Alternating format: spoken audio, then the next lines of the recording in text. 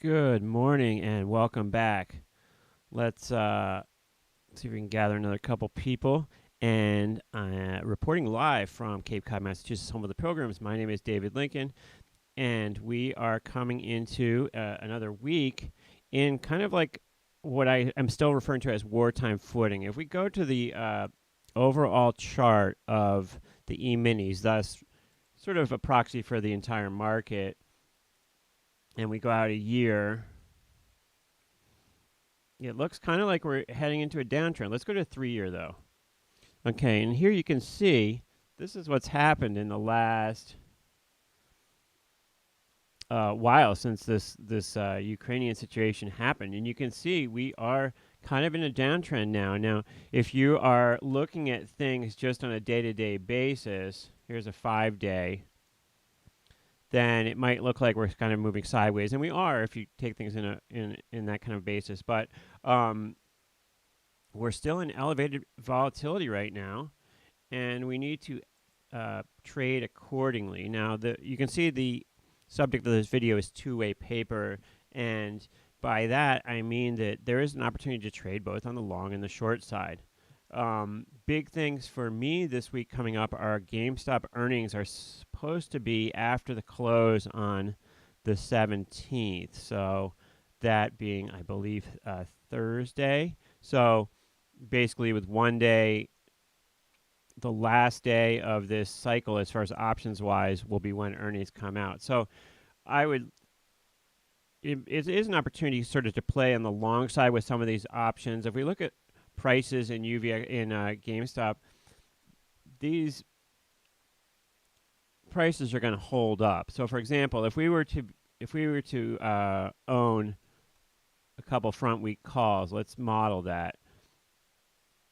So what I'm doing is I'm pressing buy one call, and then I'm hitting the analyze tab. I'm going to make sure there's nothing else in our analyze tab here.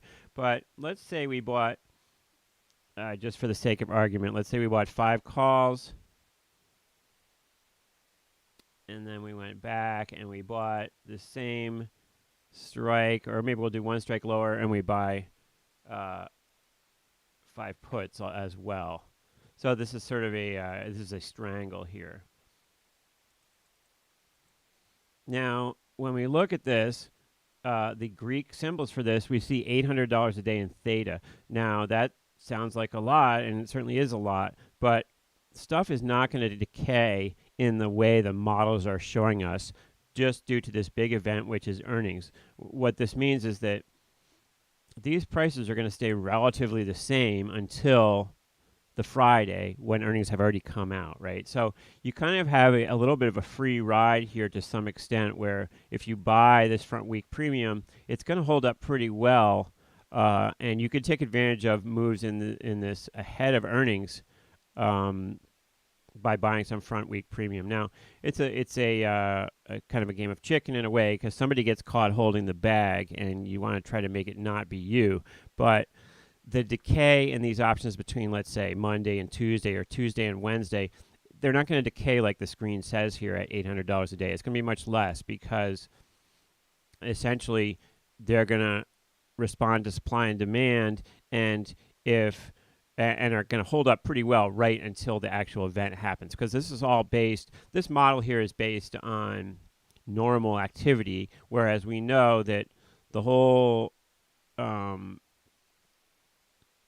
everything happening in GameStop is going to be somehow related to this earnings.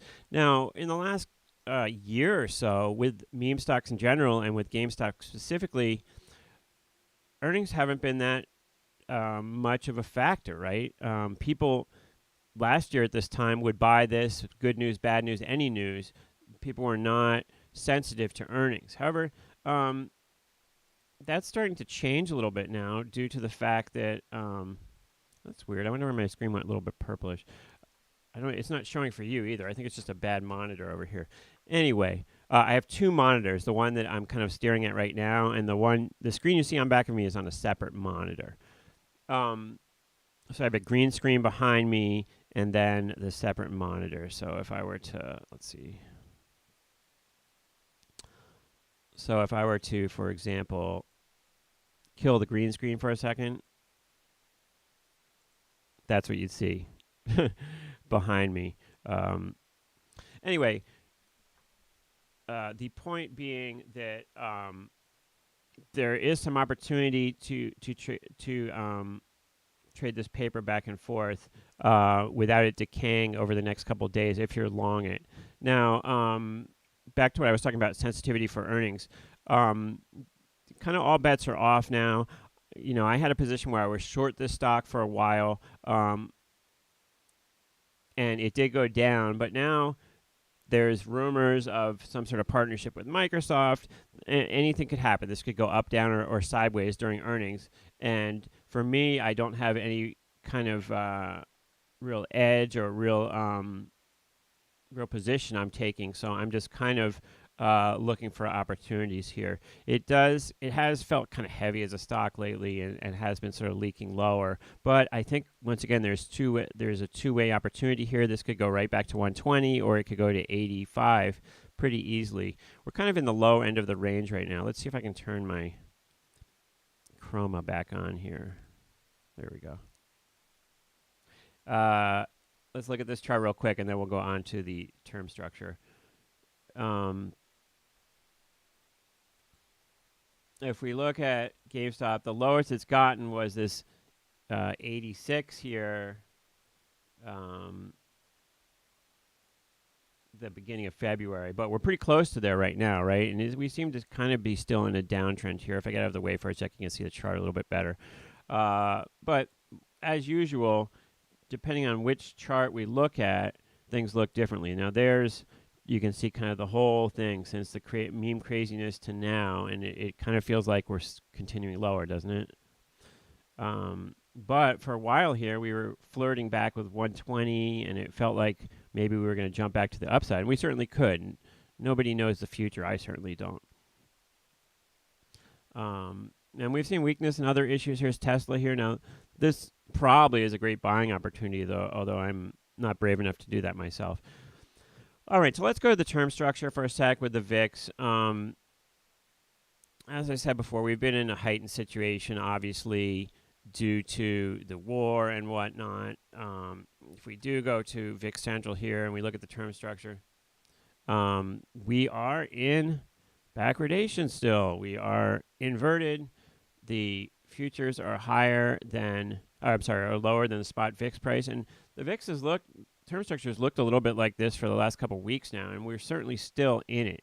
And once again, this due to the fact that the overall market appears to be in a downtrend at the moment overall for the last couple of weeks. And we can't stay in a downtrend forever because we'll get to zero if we do forever. But for the moment, we're in a downtrend. Now, you can tell by this backwardation number there that's pretty low. And certainly if we look at the actual numbers, UVXY has come off the highs, and I think it's getting a little bit safer to short this stuff now as the term structure kind of starts to flatten out a little bit. But still, there is an opportunity for two-way trade in UVXY, and I'm certainly less dismissive of those who want to be long it. Usually, if the market's making new highs and we're just in rally mode with the market, I'm very cautious. Warning people not to get long UVXY because it seems like a total lottery ticket right now. Not as much of that because you have a down day and this thing could pop right back to 21 again. If we look at the chart here, that obviously just proves the theory that this slowly goes lower. But if we zoom in a little bit, the situation is much less clear.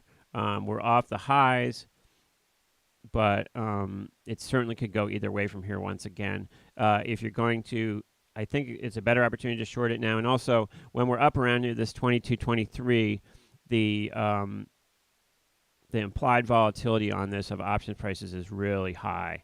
Right now, since we're down a little bit off the highs, it's backed off a little bit. If I go under my chart here and look at implied volatility, the front week's probably not the best week, but let's just look a week out. You can see the numbers like 168 here, the at-the-money puts. Now, this gets us high up into the 200s during the middle of a spike. So you kind of think that, well, I want to short this. at the high, obviously. So when it gets up to 21, 22, you might reach for puts. But the irony is that implied volatility gets jacked so much that buying a put option now with a couple bucks off the high, you're getting similar prices to when it was on the high, just because they brought volatility in a little bit. A better way, of course, to short this would be to buy a put spread. That way, you're kind of canceling out the effects of the implied volatility at the moment, because you're buying one option and selling another. Now, you can see there's a skew in here, of course. So when you're buying a put spread, the skew is working against you here. So you want to be aware of that. It's basically the prices are rigged, expecting people to be betting that this is going to go lower. So what that means is that you can make money betting it's going to go lower, but you're not going to make as much as you would have if it wasn't skewed against you making money. The reason for that is that everybody has the same idea. Everybody says, oh, wow, we're in a spike. This is going to go back down again. Let me jump on board. And so you certainly can make money, but it is kind of leaning against you a little bit, because that's just smart market making by the market makers here. But I think it's getting to be a more reasonable time to maybe buy a put spread, maybe a little farther out. Maybe you go to VXX instead of UVXY. And if we look at the chart for this, got up to 29. Maybe you look at something like a month or two out, the 25, 23 put spread, or maybe you just investigate a couple put spreads and you look at the prices for those put spreads, and then you're ready to pull the trigger when this pops. So you get a down day, you've already investigated the prices on some of this stuff, and you're able to jump in when it pops, because it can be a little unnerving if you haven't been looking at the options prices, and this gets a pop, and you want to quickly put a trade on as it's spiking. It can be a little unnerving. It's better to do a little homework now, and then so you're ready when that pop comes. It's up a buck or two, you jump on the trade, and that way you might get a little head start where, like, actually you put a put spread on. Let's say this pops at 27, you put a put spread on, and by the end of the day it's 25.50, and you've already made a little money on that trade, as you were able to pick a nice spot to get short this. And that's the kind of trade that I'm looking to do now, is to look to get short these in a nice spot. I was playing with UVXY when it was really looking ugly, where I would buy 100 shares of UVXY and then look for it to pop a buck or two, and then sell some calls against that, or buy some put spreads against that, flatten my delta out one way or the other against that. I was also looking to the downside to buy sort of one at the money put, looking for it to move a little bit lower, and then sell some out of the money put against it on a nice leg. I think when we have this rock and roll market like this, pick your stock, you can make some decent trades by legging into things. As the market starts to go one way, you jump on board by taking a delta here or there, and then you look to not hold that overnight, but you look for that move of a buck or two where you can lock in a nice trade against. Maybe you bought a call, and then or a couple calls, and you're looking for that trade. The stock goes up a buck or two, and you sell the next strike higher against it to lock in a little money. This sort of trading based on reacting to what happens to be going on in the market that particular day, there's a lot more opportunity for that kind of thing when we've got rock and rolling markets right now. And for me personally, when we've got these big moves and the market's rocking and rolling, I feel like that I'm doing myself a disservice if I'm not doing something, and because maybe that was the one opportunity I had this year to make money, and if I'm just on the sidelines, then I missed it. So certainly I was taught that the crazier the markets, the more opportunity there is at that moment. Now, of course, there's more risk sometimes at that moment too, but by thinking about this stuff ahead of time and really following some specific issues, you can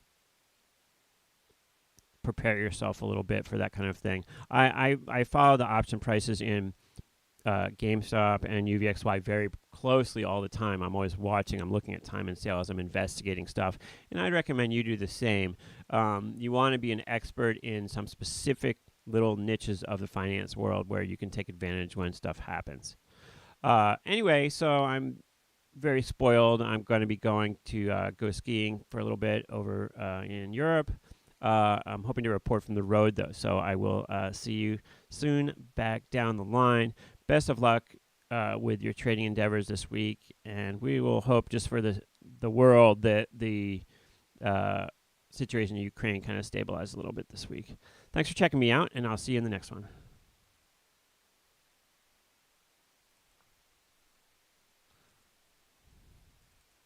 You're watching Famous Dave.